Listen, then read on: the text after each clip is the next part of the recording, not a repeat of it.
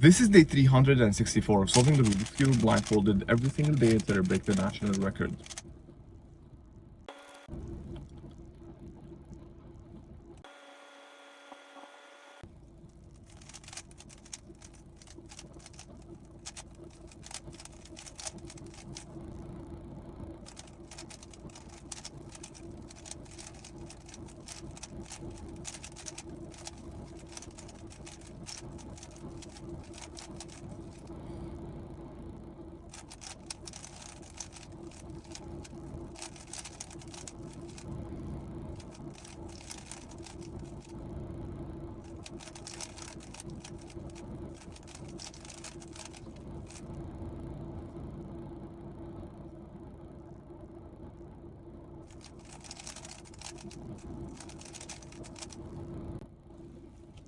Nice.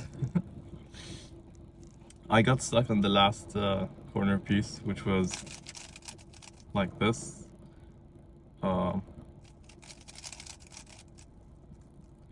And the reason for that is because I was learning Orozco very well.